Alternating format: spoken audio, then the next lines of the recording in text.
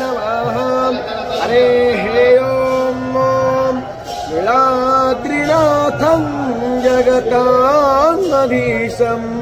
चिदं स्वरूपशरणैकनाथं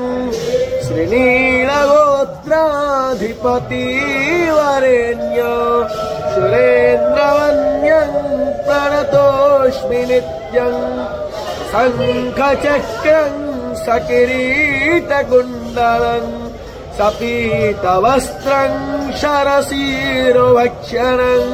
सहारवक्षस्थलकौस्तुभास्त्रियं Namami Vishnu शिरसाश्चतुर्भुजम् Om